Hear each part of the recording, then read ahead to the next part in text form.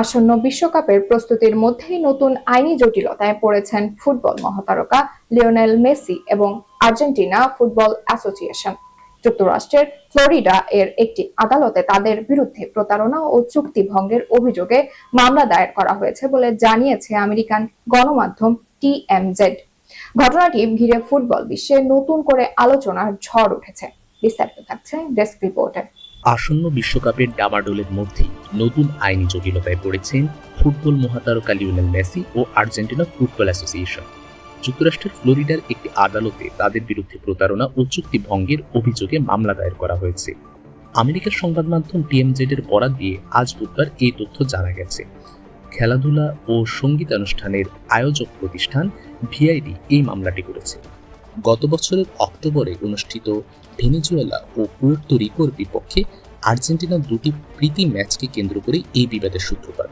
Miami ভিত্তিক এই প্রতিষ্ঠানটি প্রায় $70 লাখ বিনিময়ে ম্যাচ দুটির একক সত্ত্ব কিনেছিল। চুক্তির একটি গুরুত্বপূর্ণ শর্ত ছিল চোট না থাকলে প্রতিটি ম্যাচ ব্যর্থ হবে। তবে ভেনেজুয়েলার বিপক্ষে ম্যাচে মেসিকে মাঠে দেখা যায়নি, বরং মায়ামির হার্ড রক স্টেডিয়ামের একটি বিশেষ সুইটে পরিবারের সঙ্গে দর্শক হিসেবে বসে ম্যাচটি উপভোগ করেন তিনি। ভিআইডির দাবি, ম্যাচের জন্য বরাদ্দকৃত ওই বিলাসবহুল সুইটের খরচও তারাই বহন করেছিল। অবাক করার বিষয় হল, এর ঠিক পরদিনই ইন্টার মায়ামির হয়ে আটলান্টা ইউনাইটেডের বিপক্ষে ম্যাচে মাঠে নামেন মেসি এবং জোড়া গোল করেন। যদিও পরবর্তী ম্যাচে পুয়ের্তো রিকোর বিপক্ষে আলবিসেলেস্তেদের হয়ে তিনি মাঠে ছিলেন। মামলায় ম্যাচ আয়োজনের ভেন্যু পরিবর্তন নিয়েও গুরুতর অভিযোগ তোলা হয়েছে। পুয়ের্তো রিকোর বিপক্ষে ম্যাচটি শিকাগোর সোলজার ফিল্ড স্টেডিয়ামে হওয়ার কথা ছিল, যার দর্শক ধারণ ক্ষমতা 61,500। কিন্তু শেষ মুহূর্তে ম্যাচটি সরিয়ে ফোর্ট লডারডেলের মাত্র 21,550 আসনের চেজ স্টেডিয়ামে নেওয়া হয়।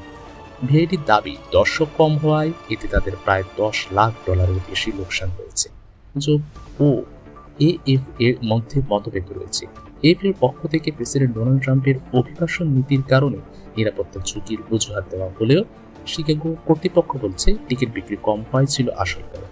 ভিআইডি জানায়, ক্ষতি পুষিয়ে দিতে চীনে প্রীতি ম্যাচ আয়োজনের প্রতিশ্রুতি দিয়েছিল AFA, কিন্তু বিশ্বকাপের ব্যস্ত সূচির কারণে সেটি আর সম্ভব হচ্ছে না। আর্থিক এই ক্ষতি সামাল দিতে শেষ পর্যন্ত আদালতের দ্বারস্থ হয়েছে প্রতিষ্ঠানটি। এই বিষয়ে আর্জেন্টিনা ফুটবল অ্যাসোসিয়েশনের পক্ষ থেকে এখন পর্যন্ত কোনো মন্তব্য পাওয়া যায় না।